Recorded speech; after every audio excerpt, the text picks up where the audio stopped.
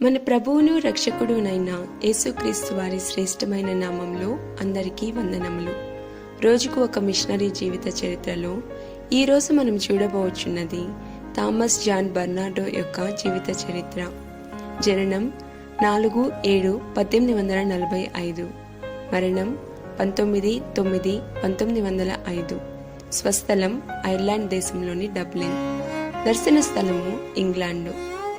Thomas John బర్నార్డో 1845 సంవత్సరంలో ఐర్లాండ్లోని డబ్లిన్లో జన్మించారు. చిన్నతనంలో అతను ఒక స్వార్థపరునిగా మరియు ప్రతిదానికి వాదించేవానిగా ఉన్నారు. అయితే తన 17వ పుట్టినరోజున అతను రక్షణానుభవాన్ని పొందగా అది జీవితం పట్ల అతను కలిగి ఉన్న దృక్పథాన్ని మార్చివేసింది. ఇతరులను క్రీస్తు వైపుకు నడిపించాలనే గొప్ప ఆసక్తిని కలిగి ఉన్న బర్నార్డో సువార్తను ప్రకటించు క్రైస్తవునిగా మారారు. అటువంటి నేపథ్యంలో హడ్సన్ టేలర్ డబ్లిన్కు వచ్చినప్పుడు చైనా ఇన్లాండ్ మిషన్ గురించి మాట్లాడుతుండగా విన్న బర్నార్డోలో తాను కూడా చైనాకు మిషనరీగా వెళ్లాలనే వాంఛ కలిగింది. అయితే దానికి ముందు వైద్యశాస్త్రాన్ని అభ్యసించాలనే ఉద్దేశంతో 1866వ సంవత్సరంలో లండన్కు వెళ్లారు బర్నార్డో.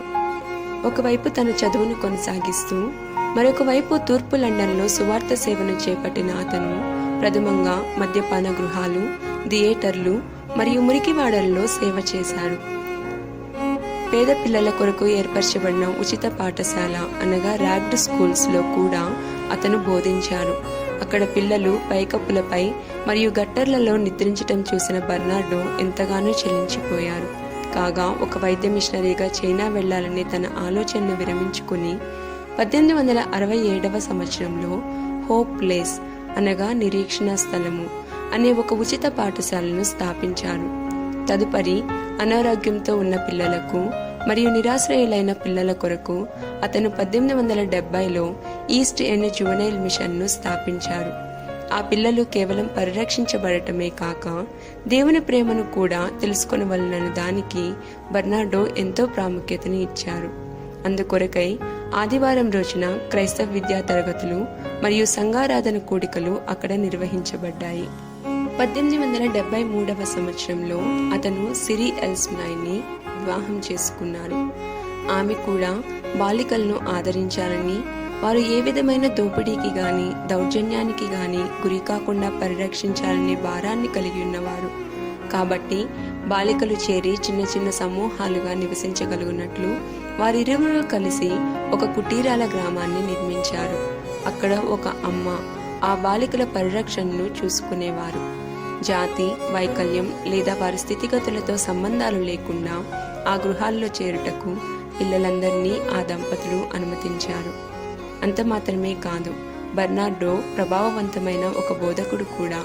అతను గుడారాలలో కూడికలను నిర్వహించగా వందలాది మంది ప్రజలు క్రీస్తును తమ సొంత రక్షకునిగా అంగీకరించారు.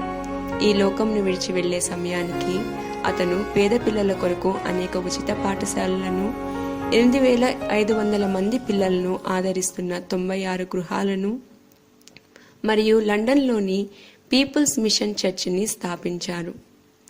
ప్రియమైన వారలారా, మీ చుట్టుప్రక్కల ఉన్న పిల్లలను ఆదరించేవారిగాను వారిని దేవుని వైపుకు నడిపించేవారిగాను మీరు ఉన్నారా?